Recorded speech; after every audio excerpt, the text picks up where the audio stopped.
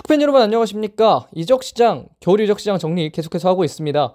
이번 영상은 그 마지막인 지난해 K리그1 최고 성적 1, 2, 3위를 정리해보겠는데요. 다시 한번 높은 곳을 향하는 세 팀, 울산, 포항, 광주 이적시장 어땠는지 지금부터 한번 알아보도록 하겠습니다. 자, 첫 번째는 울산 현대입니다. 울산 HD라고 해야겠죠? 이 지난해 출전 시간 기준 베스트 11 플러스 9명 보면 지금 왼쪽에서 확인하시는 대로고 이 박용우 선수는 또 여름에 이탈을 했지만 여전히 출전 시간 그 전까지 많이 기록을 했기 때문에 이 출전 시간 기준 순위에 남아있는 상황이고요. 이 주요 아웃 보면 골키퍼 자리에는 민동환 선수가 나왔고 수비진에는 정승현, 김태환, 조현태, 김태현 이 주전급 내지는 준주전급 선수들이 좀 빠진 울산 HD입니다. 그리고 미드필더진에는 박용우, 김성준 선수가 나왔고 박용우 선수는 여름에 이적을 했다고 앞에서 말씀을 드렸고요. 박호 선수가 이 공격진에서 빠지면서 꽤나 큰 변화가 있는 공격진이기도 합니다.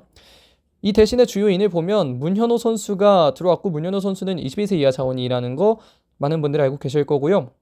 수비진에는 정승현 자리에 황석호, 김태환 자리에 김주환, 조현택 자리에 심상민, 김태현 자리에는 홍재석 선수가 들어오게 됐습니다.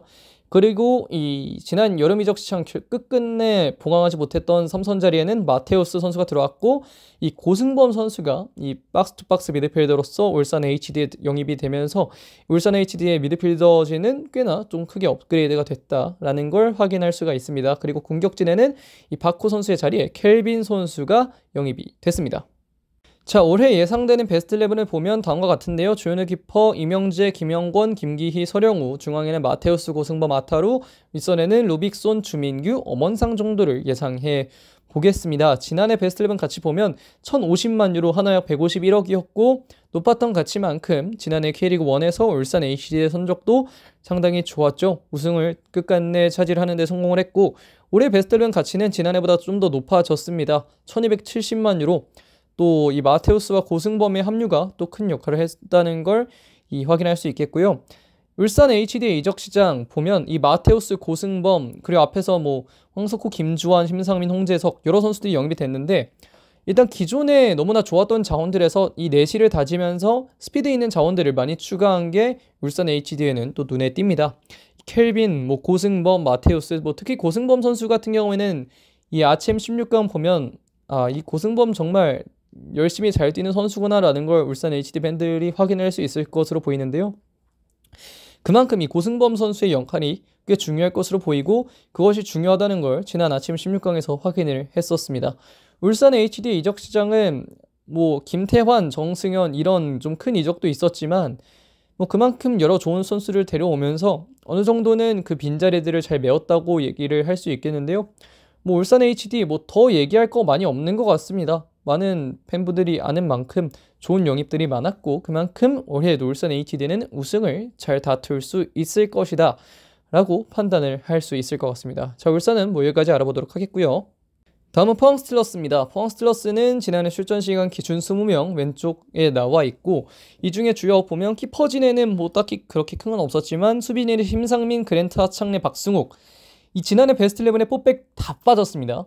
그 빈자리들을 어떻게 메우냐가 중요한데 주요인을 좀 먼저 보면 김윤성, 아스프로, 이동희, 여정원 이런 선수들이 들어오면서 사실 숫자 자체는 맞췄고 이 선수들의 퀄리티도 그렇게 나쁘지만은 않다는 점 생각해보면 포항도 수비진에서 이 영입 내지는 대체는 어느 정도 나쁘지 않게 해냈습니다. 그리고 미드필더진이 좀 큰데 이 고영준 선수가 빠졌습니다. 이승모는 여름에 트레이드로 나간 거고 이 고영준 선수가 이번 겨울 이적 시장에 이 파르티잔으로 향하면서 이 아웃이 좀 컸는데요.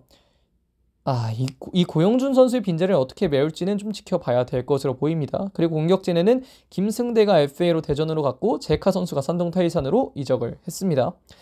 보면 수비진은 아까도 말씀을 드렸었고 미드필더진에는 김규영, 윤석주 그리고 공격진에는 조성준, 조르지, 허용준 선수가 들어왔습니다.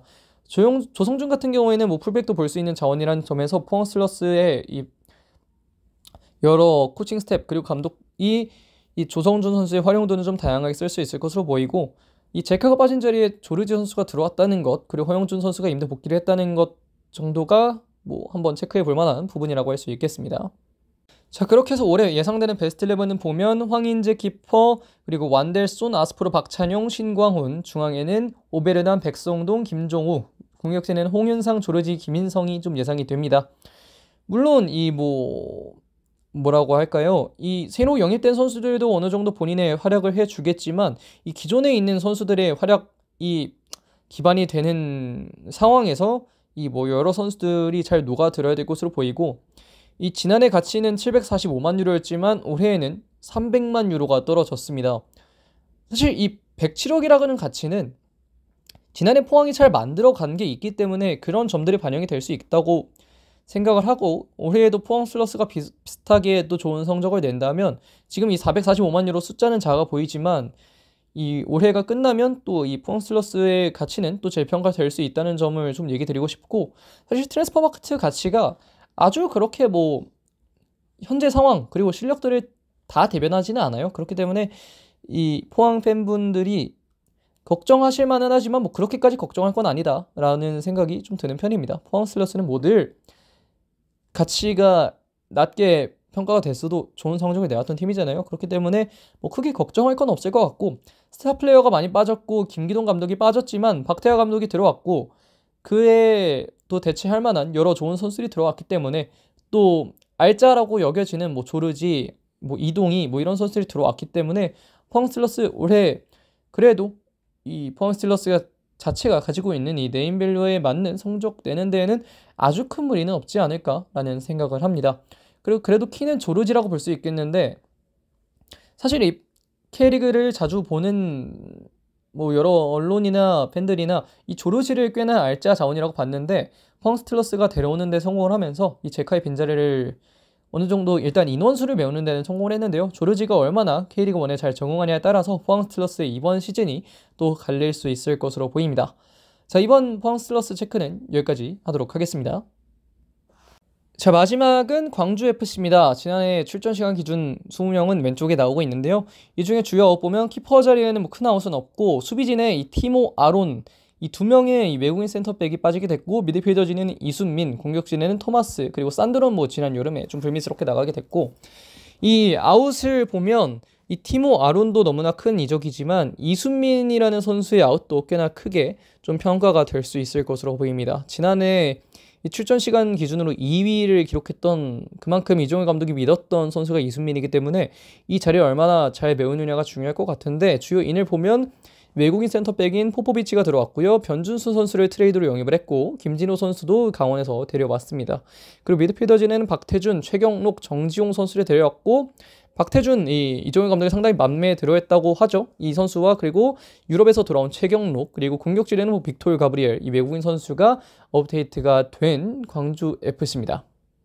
자, 그렇게 해서 이런 이적들로 반영된 이 올해 예상 베스트 11을 보면 다음과 같은데요. 김경민 키퍼, 이민기, 포포비치, 안영규, 두현석, 그리고 엄지성, 박태준, 정호연, 아사니, 최경록, 백하 이렇게 좀 배치를 해봤는데요.